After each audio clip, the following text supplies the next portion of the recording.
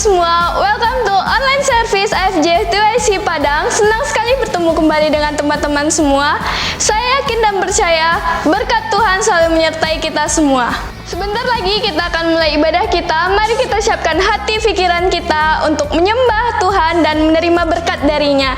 Selamat ibadah.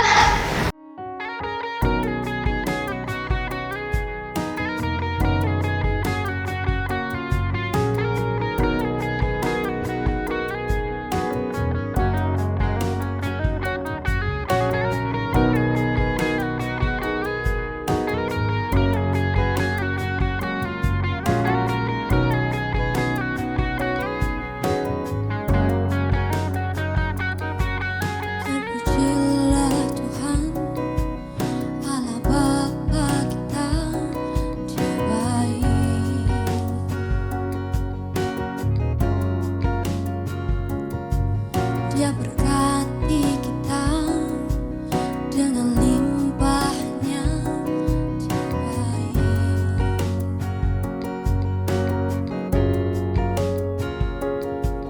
Dia memilih kita dalam Kristus Yesus, Dia baik.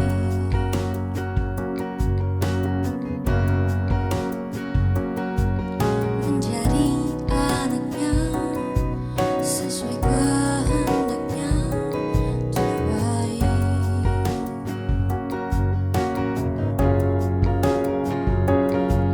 Terpujilah kasih karunia-Nya, mulia bagi kita di dalam Kristus Yesus selamanya. Bukan kebaikanku, bukan perbuatanku, tapi kasih karunia-Mu yang selamatkan aku. Bukan kebenaranku, bukan kekuatanku, tapi kasih karunia-Mu di dalam hidupku. Dia baik.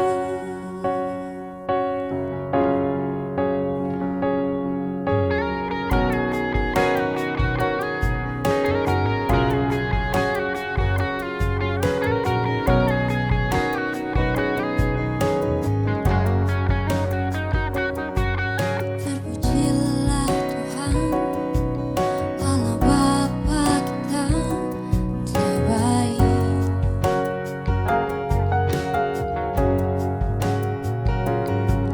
Dia berkati kita dengan limpahnya, Dia baik.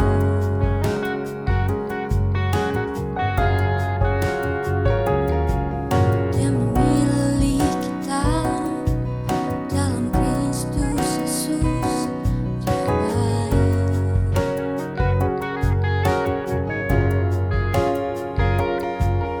Menjadi anaknya sesuai kehendaknya, Dia baik.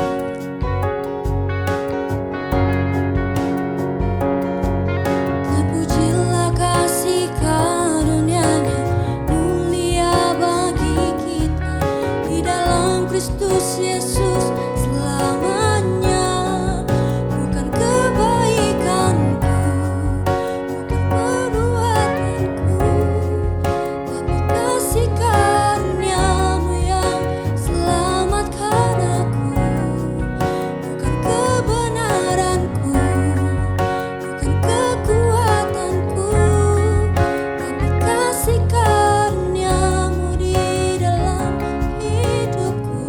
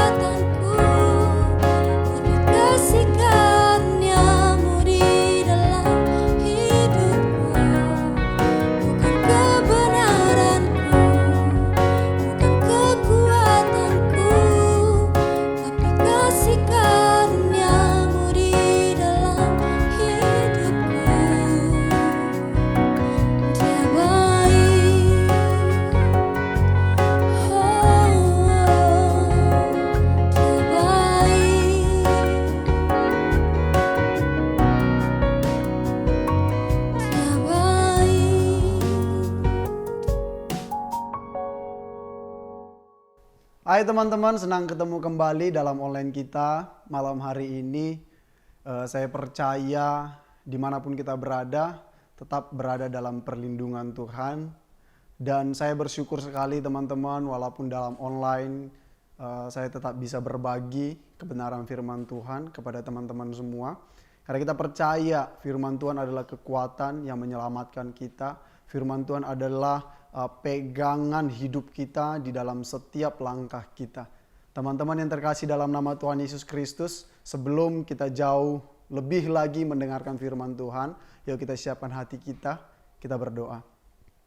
Terpujilah Tuhan yang menjadikan segala sesuatunya baik. Terima kasih buat anugerah-Mu pada malam hari ini, teman-teman TYC, bahkan teman-teman yang lain juga Tuhan, dimanapun mereka berada yang sedang mengikuti ibadah online TYC Padang ini Tuhan, kami berdoa bagi mereka, kasih setia Allah yang terus menyertai hidup mereka, dan apapun setiap kegiatan mereka Engkau selalu ada bersama-sama dengan mereka.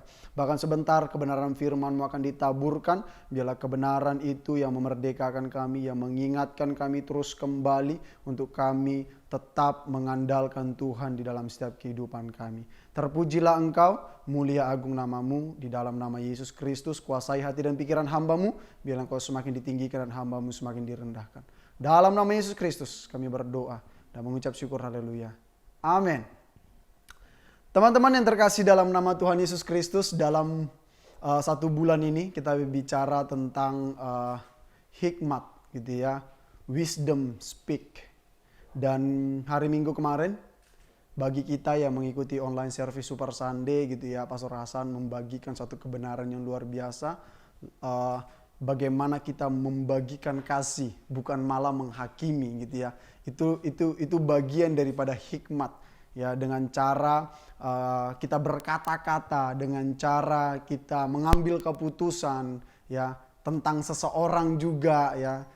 Ini penting sekali, dan kita akan saya akan mengulas coba kembali, yaitu berbicara tentang hikmat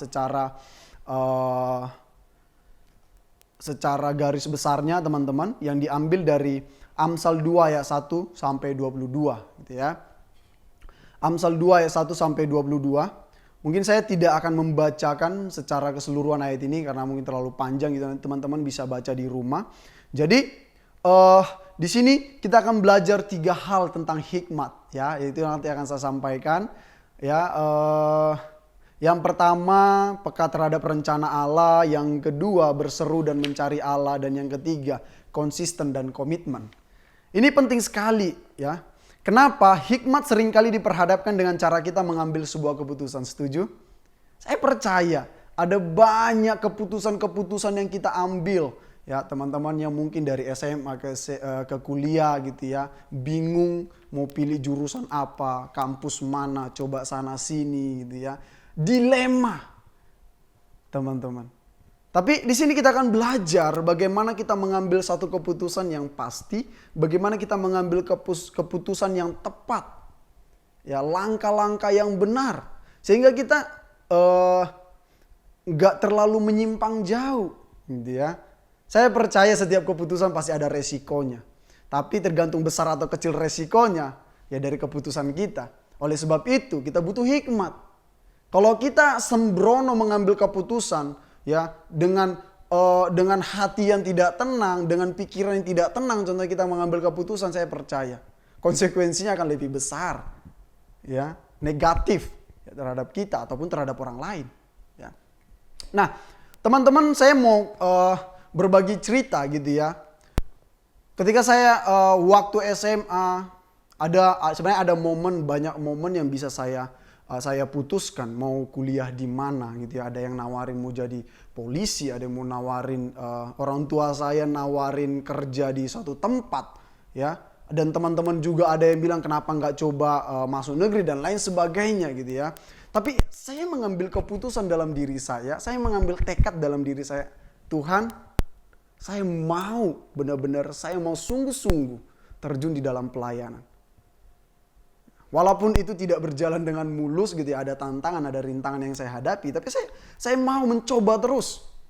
Ya, dan akhirnya tiba saatnya saya ngambil masuk tanpa ragu-ragu masuk sekolah teologi gitu ya. Saya belajar dengan sungguh-sungguh dan sampai akhirnya ya, saya ada di tempat ini. Bisa bersama-sama melayani, menjadi seorang hamba Tuhan. Saya nggak tahu, kadang-kadang saya berpikir begini teman-teman. Kalau saya dulu nggak ngambil sekolah teologi, mungkin perjalanan hidup saya beda seperti apa yang saya rasakan sekarang. Gitu ya. Tapi sekarang saya ada di tempat ini, saya bersyukur.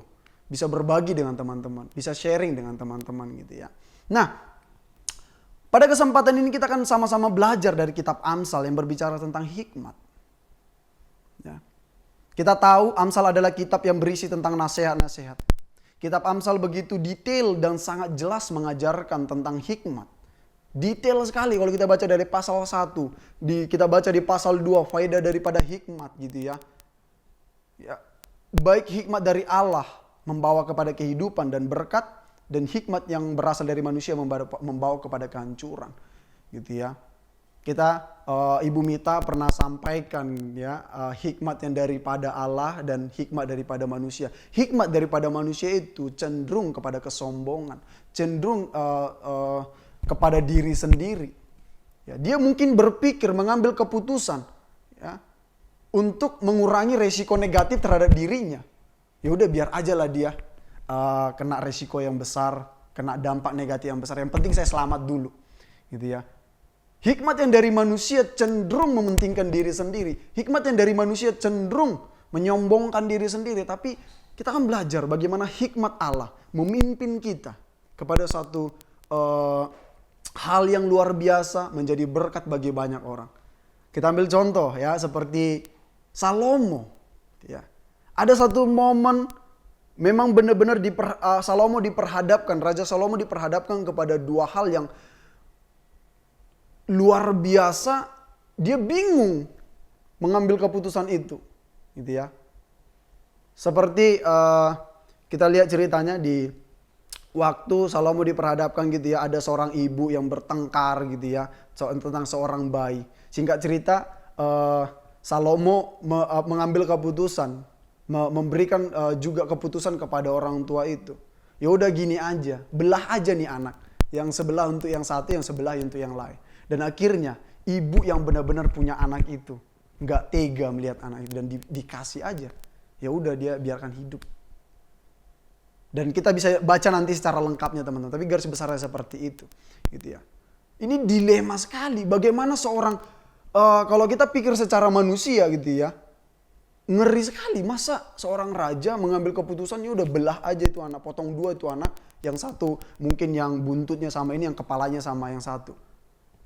Ya, itu keputusan yang luar biasa. Tapi kita lihat bagaimana cerita akhirnya gitu ya. Dan anak itu memang gak jadi dibelah pada saat itu, dipotong dua gitu ya. Nah, teman-teman yang terkasih dalam nama Tuhan Yesus Kristus, seperti yang saya katakan tadi, ada 3 hal penting yang memang kita harus miliki supaya kita memperoleh hikmat yang benar. Yang pertama, ya, kalau kita baca dari Amsal 2 ayat 1 sampai 22, yang pertama, peka terhadap rencana Allah, gitu ya. Saya akan bacakan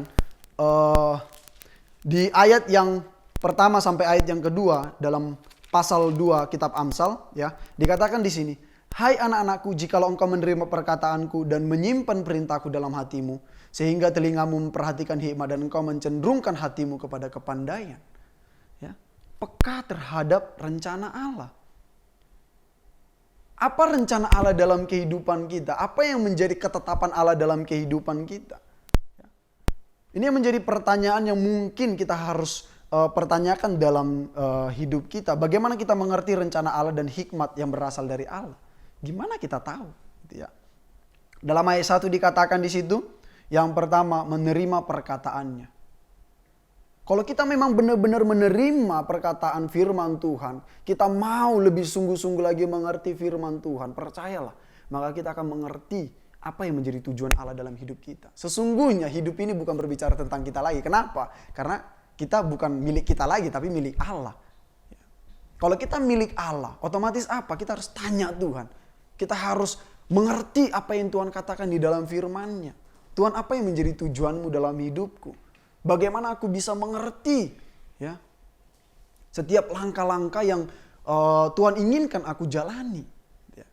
Yang kedua, yang pertama tadi menerima perkataannya, yang kedua menyimpan perintahnya dalam hati. Gak hanya sekedar lewat teman-teman. Ya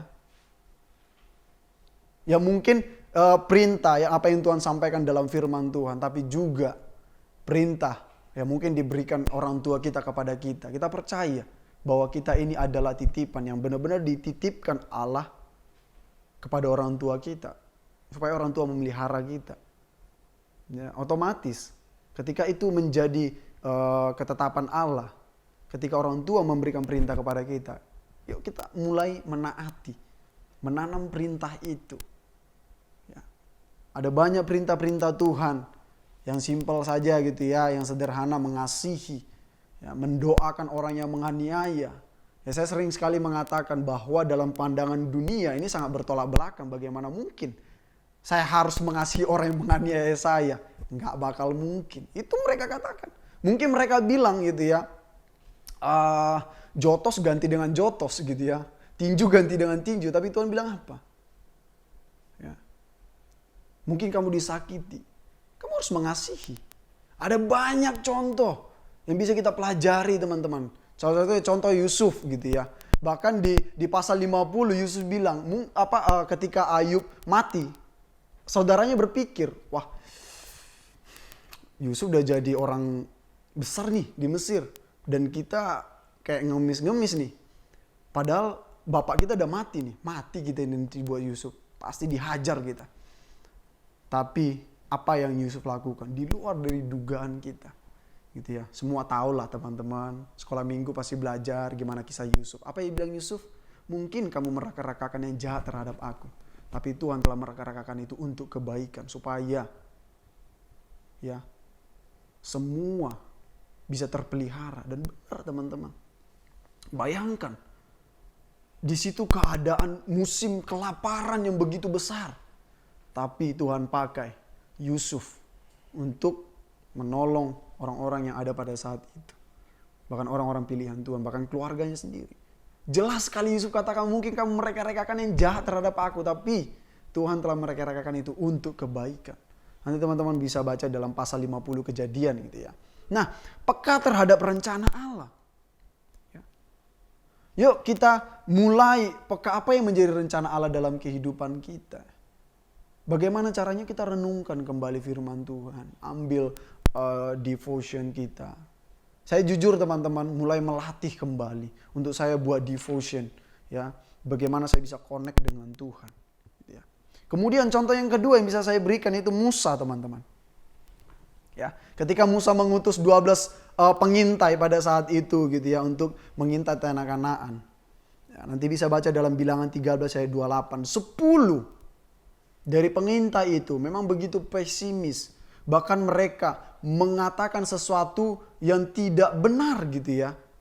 Nanti bisa dibaca dalam Bilangan 13 ayat 28. Sungguh mengerikan. Bahkan dikatakan yang 10 orang itu bahwa mereka tidak akan mungkin bisa masuk karena bangsa yang mendiami kota itu kuat-kuat dan berkubu-kubu besar.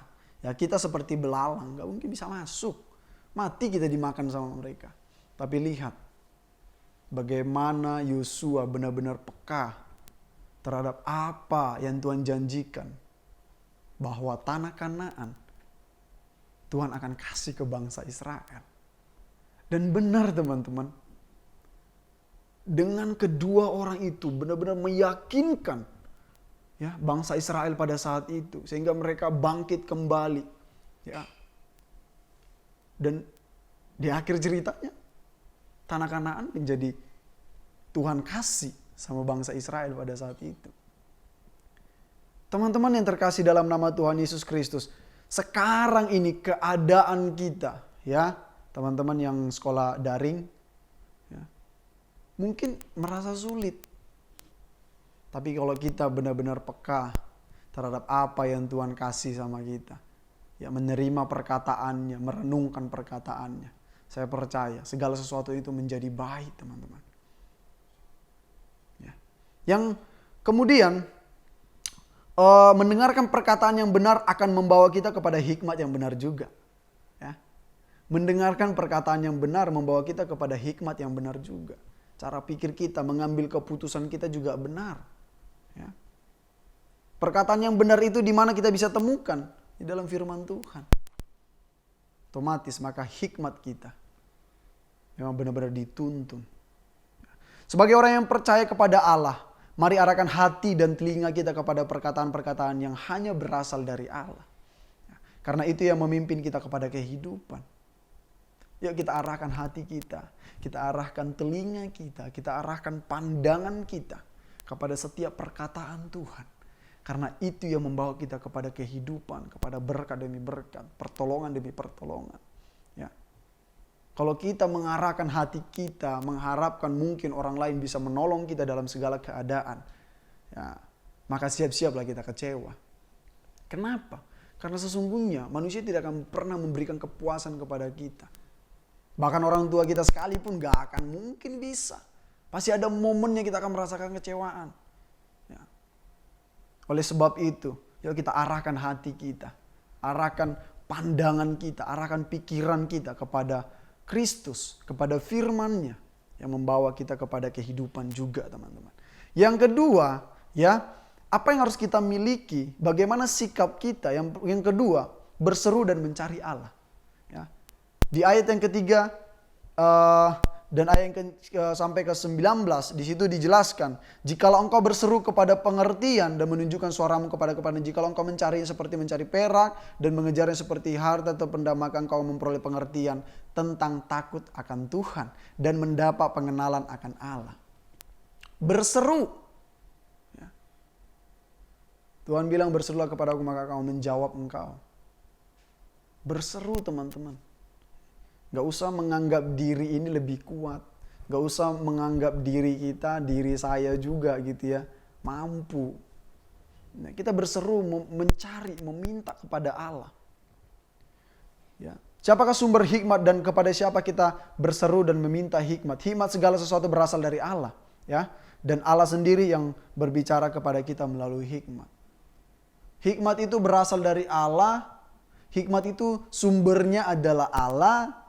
Yang otomatis kita minta sama Allah.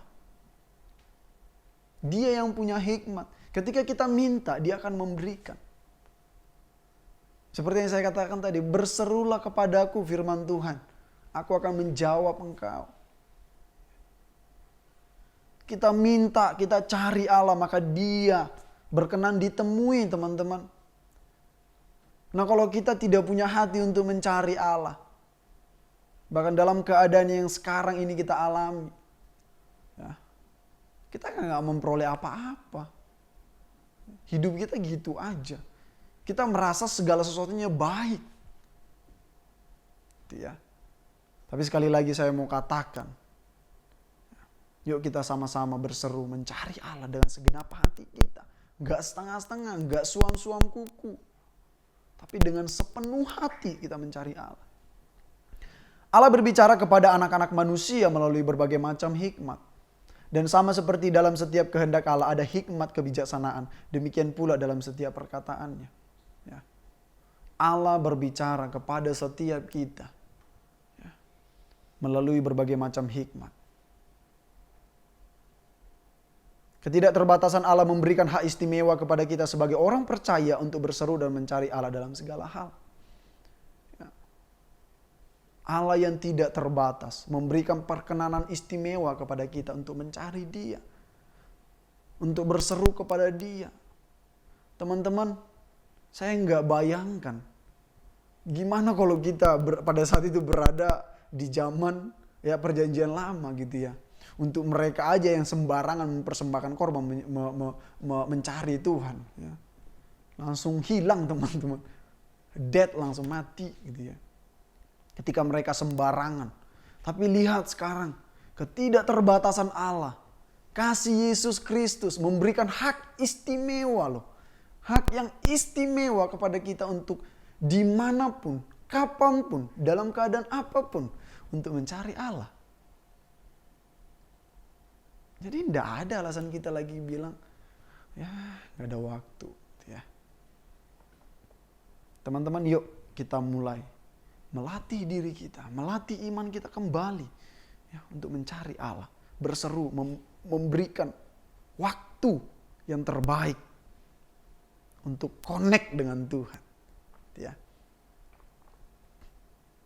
Sama seperti yang Tuhan katakan dalam perumpamaan pokok anggur. Kalau kita nggak berseru, kita nggak nempel, kita nggak connect gitu ya, dengan pokok itu, dengan sumber itu, ya, kita nggak akan mendapat apa-apa. Bahkan yang paling ekstrim apa? Kita dipotong. Kenapa? Ketika satu ranting yang tidak terkonek dengan batang, ya, atau dengan pohon, dia nggak akan bisa menghasilkan buah. Kenapa? Karena kering, gitu ya. Nggak ada nutrisi, nggak ada makanan yang dia terima. Sama teman-teman. Kalau kita nggak terkonek dengan Tuhan, kita nggak akan kita nggak akan punya kerinduan. Kita nggak akan ngerti, kita nggak akan mendapat makanan yang baik, kita nggak akan mendapat asupan yang baik, kita nggak akan mendapat nutrisi yang baik bagi kerohanian kita. Oleh sebab itu ya, kita mulai terkonek dengan Tuhan, membangun mesbah doa kita, jam-jam yang terbaik bagi Tuhan. Maka percayalah, hikmat itu ya terus nyata dalam kehidupan kita, bahkan dalam segala hal apapun. Sesungguhnya manusia tidak ada yang berhikmat. Kecenderungan hati manusia adalah keegoisan dan kehancuran. Itu yang saya bilang tadi, teman-teman. Hikmat manusia kita ini sebenarnya nggak ada berhikmat, teman-teman. Hanya kelihatannya aja. Bahkan mungkin seperti yang saya bilang tadi, hikmat kita itu hanya untuk kesombongan kita atau keegoisan kita, supaya kita bisa supaya kita bisa lebih baik dari orang lain. Ya. Hikmat yang benar ada pada Allah, sumber hikmat yang benar. Mari dengan segala kerendahan hati kita datang berseru dan meminta hikmat kepada Allah. Hikmat yang benar hanya ada pada Allah. Dan mari kita meminta kepada Allah hikmat itu. Supaya kita nggak bingung, supaya kita nggak dilema, teman-teman. Yang ketiga, konsisten dan komitmen. Teman-teman bisa baca dalam ayat 20 sampai ayat 22 dalam Amsal pasal yang kedua. Sebab itu tempuhlah jalan orang bijak, tempuhlah jalan orang baik dan peliharalah jalan-jalan orang benar. Karena orang jujurlah akan mendiami tanah dan orang-orang yang tak bercelah lah yang akan tetap tinggal di situ. Tetapi orang fasik akan dipunahkan dari tanah itu dan pengkhianat akan dibuang dari situ. Konsisten dan komitmen. Ya. Yang tadi, yang pertama kita belajar peka terhadap rencana Allah. Kemudian kita berseru dan mencari Allah. Ya, kemudian yang kita harus miliki adalah konsistensi dan komitmen. Ketika kita benar-benar mau mengikut Dia. Konsisten berbicara, komitmen berbicara tentang sikap hati kita. Tentang sikap hati teman-teman.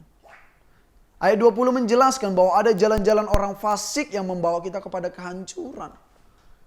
Ya. Kalau kita nggak konsisten hidup di dalam kebenaran Tuhan. Kalau kita nggak konsisten berpegang, bersandar kepada Tuhan. Ya, membangun hubungan yang baik dengan Tuhan. Maka kita akan mudah digoyahkan. Kita akan berpikir bahwa jalan orang yang tidak mengenal Allah adalah jalan yang benar. Ya mungkin kita melihat sekilas, oh itu baik. Ya, tapi itu tidak benar. Ya. Dan itu membawa kita kepada kehancuran. Menempuh berarti tepat berada.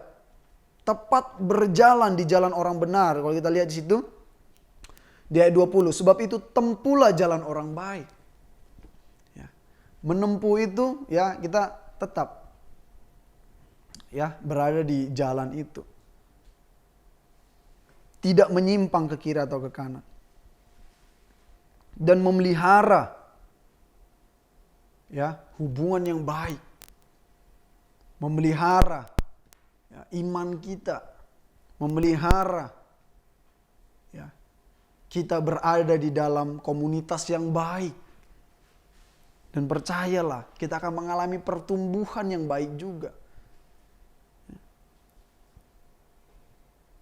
Mungkin ada banyak godaan, tantangan yang kita hadapi, namun ketika hidup kita benar-benar berakar, terpelihara dalam jalan orang benar, maka setiap komitmen kita tidak akan pernah pudar dan goyah.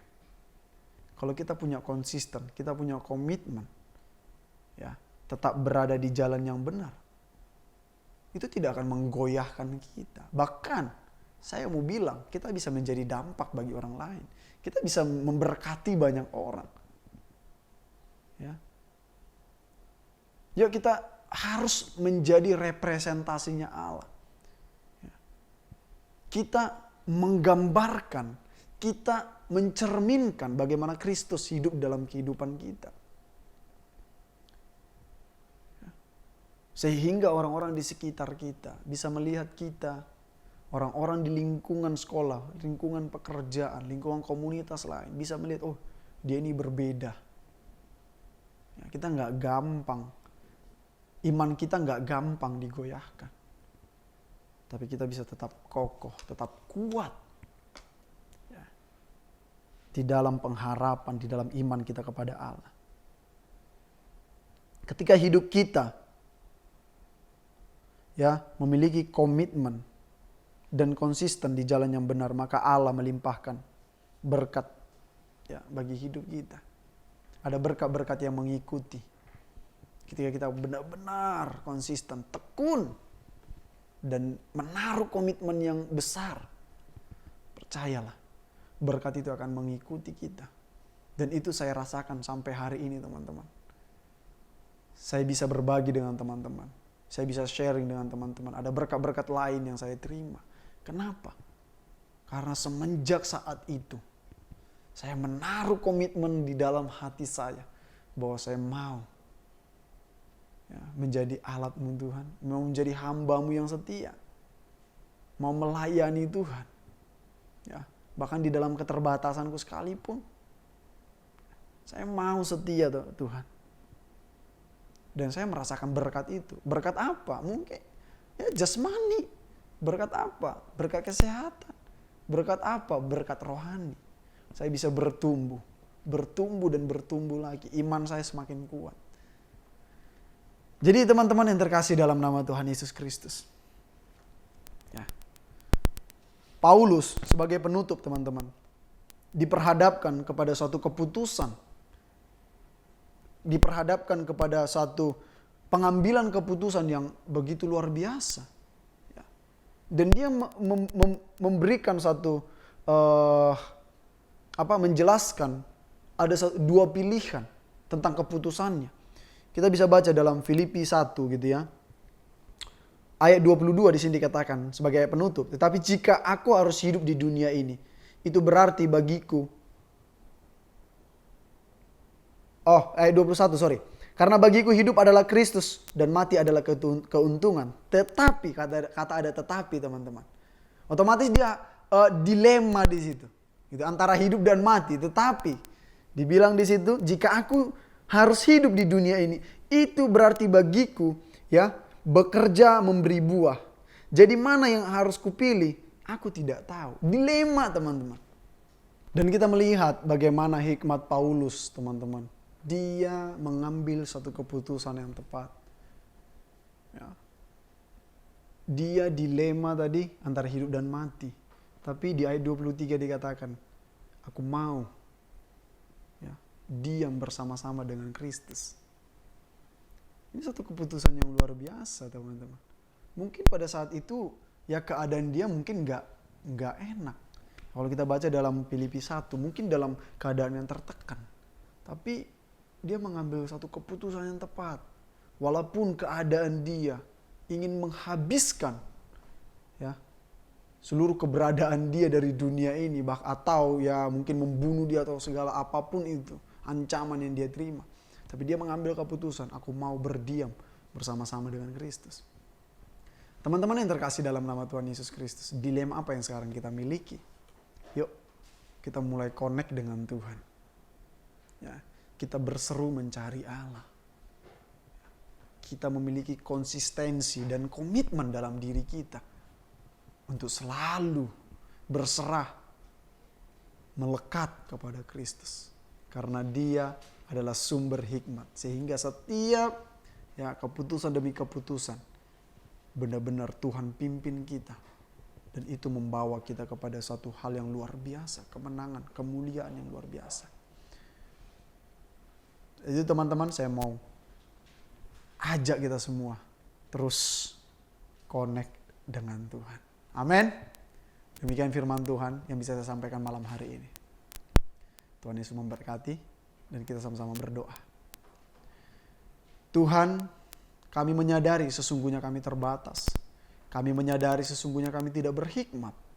Kami menyadari bahwa kerap sekali kedagingan kami membawa kami kepada satu kehancuran, keegoisan, kesombongan.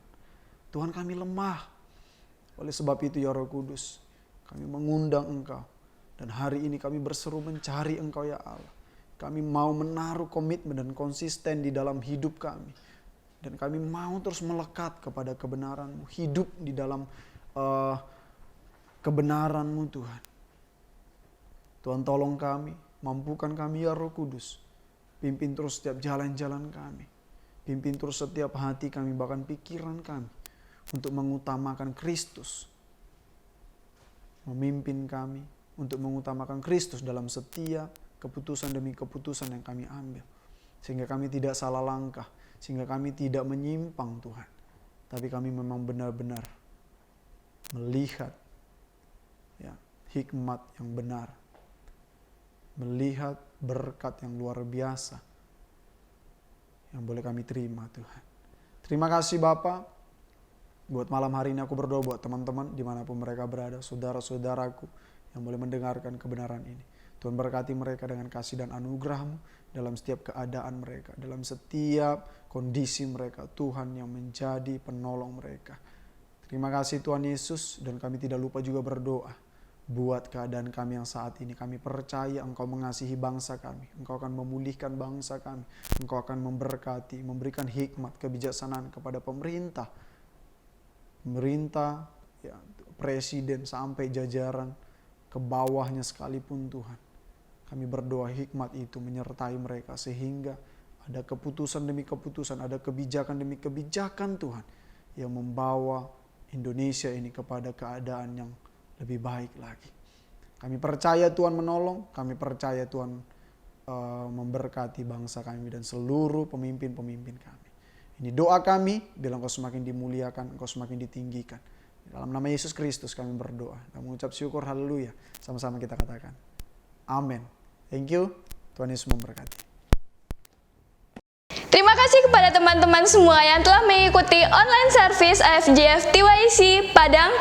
Saya yakin dan percaya kita semua diberkati oleh firman-Nya pada malam hari ini. Sebelum mengakhiri ibadah kita, saya ingin membagikan beberapa pengumuman untuk teman-teman semua.